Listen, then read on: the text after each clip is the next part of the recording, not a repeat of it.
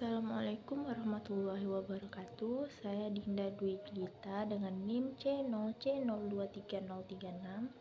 Di sini saya akan mempresentasikan materi tentang analisis tren atau ramalan penjualan, yang mana dosen pengampunya yaitu Bapak Dr. Wirmi Eka Putra, SEMSI, CIKNR, CSRS.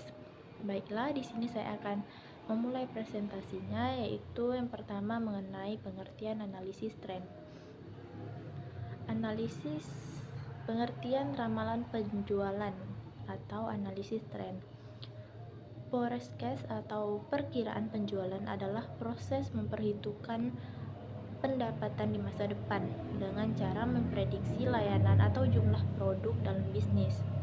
Pada intinya, forecast penjualan adalah memproyeksi ukuran mengenai bagaimana market akan menerima produk atau jasa yang akan dijual oleh suatu perusahaan atau bisnis. Fungsi forecast penjualan lainnya secara spesifik yaitu A.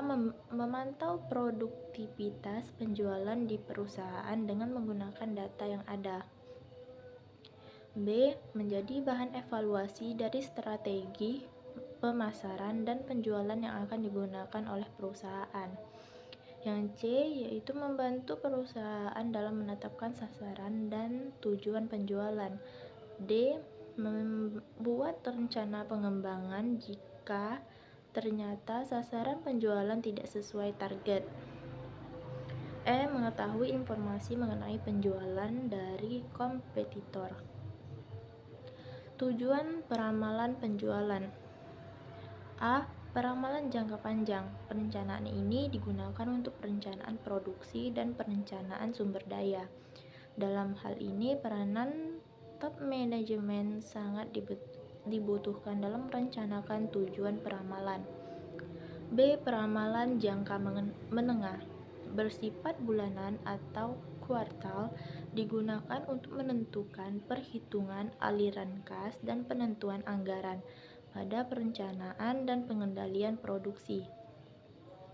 Dalam hal ini, peranan middle management yang dibutuhkan dalam merencanakan tujuan peramalan. Yang C. Peramalan jangka pendek. Bersifat harian atau mingguan, digunakan untuk mengambil keputusan dalam kaitannya dengan penjadwalan tenaga kerja, mesin, bahan baku, dan sumber daya produksi jangka pendek lainnya. Peranan low management sangat dibutuhkan dalam menetapkan tujuan peramalan. Peramalan berdasarkan ketersediaan data. Secara umum, pengertian forecasting atau metode peramalan adalah aktivitas untuk mengestimasi kondisi yang akan terjadi di masa depan dengan menggunakan data masa lalu. Berdasarkan data, jenis peramalan atau forecasting adalah yang A. Metode kualitatif. Jenis peramalan yang digunakan saat perusahaan tidak memiliki cukup data untuk menganalisis, hasil peramalan akan lebih subjektif karena hasilnya bisa berbeda-beda. Jenis peramalan dengan metode kualitatif contohnya adalah analisa data ekonomi, riset pasar, wawancara, atau diskusi. Metode kuantitatif. Jenis peramalan yang digunakan saat perusahaan mempunyai banyak data yang cukup, maka hasil forecasting akan lebih akurat karena menggunakan pendekatan data dan angka. Keputusan yang diambil juga lebih efektif. Data jangka waktu yang diambil mulai dari 3 bulan atau 2 tahun sebelumnya. Jenis peramalan model. 1. Jenis model rata-rata bergerak atau moving averages model. Pada jenis ini, peramalan menggunakan model data permintaan baru untuk melakukan peramalan di masa yang akan datang. Yang kedua yaitu model rata-rata bergerak atau terbobot. Rata-rata bergerak terbobot atau weighted moving average model. Jenis model ini melibatkan data yang diberikan bobot pada periode selanjutnya sehingga dapat lebih responsif.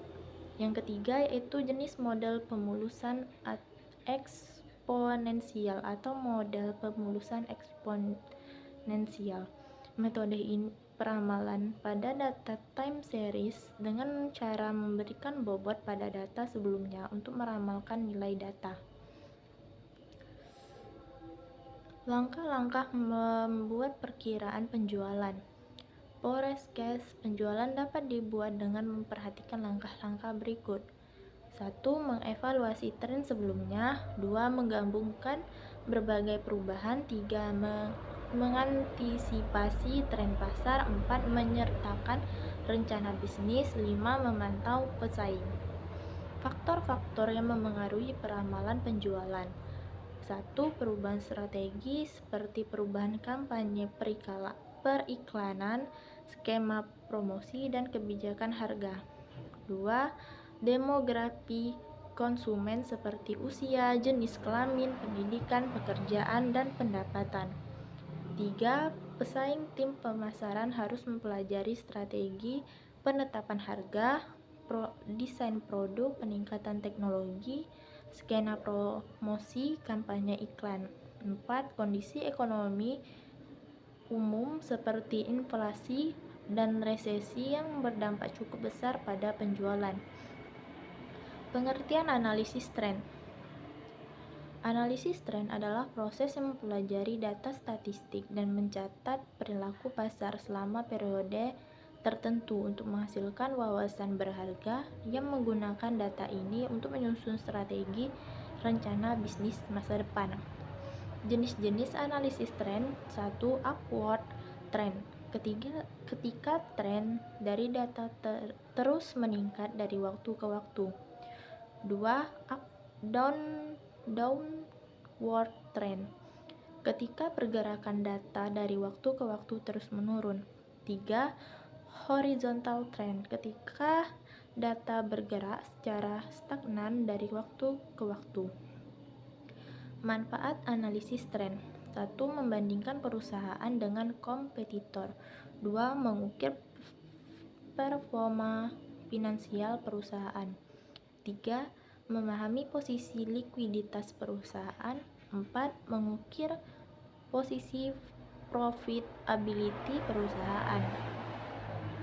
Keuntungan analisis tren. A. Kemungkinan melakukan perbandingan antar perusahaan. Analisis tren membantu analisis membuat perbandingan yang tepat antara dua perusahaan atau lebih selama periode waktu tertentu.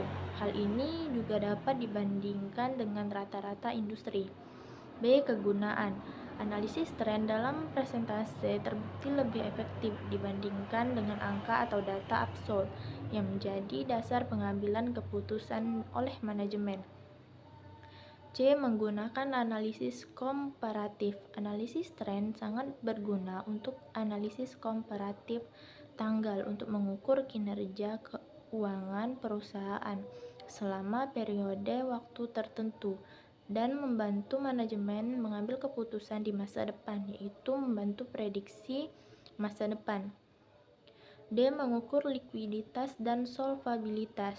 Analisis tren membantu analisis manajemen untuk memahami posisi likuiditas jangka pendek serta posisi solvabilitas jangka panjang suatu perusahaan selama bertahun-tahun dengan bantuan rasio tren keuangan terkait. E. Posisi keuangan profitabilitas. Analisis tren juga membantu mengukur posisi profitabilitas suatu perusahaan selama bertahun-tahun dengan bantuan beberapa rasio tren keuangan terkait, misalnya rasio operasional, rasio laba bersih, rasio laba kotor, dan lain-lain. Kekurangan analisis tren. Analisis tren tidak lepas dari hambatan. Beberapa dari mereka adalah A. Pemilihan tahun dasar. Memilih tahun dasar tidaklah mudah. Biasanya tahun biasa diambil sebagai tahun dasar. namun sangat sulit untuk memilih tahun dasar untuk keperluan memastikan tren. Jika analisis perbandingan atau tren tidak akan ada gunanya. B. Konsistensi. Hal ini juga sangat sulit untuk mengikuti prinsip dan kebijakan akuntansi yang konsisten, terutama ketika tren akuntansi bisnis terus berubah. C. Tidak berguna dalam situasi inflasi. Analisis presentase tren tidak berguna pada saat terjadi perubahan tingkat harga, yaitu pada saat inflasi. Tren data yang digunakan untuk perbandingan akan memberikan hasil yang menyesatkan. Baiklah, itu presentasi dari saya. Jika ada kata yang salah, saya minta maaf. Saya akhiri. Wassalamualaikum warahmatullahi wabarakatuh.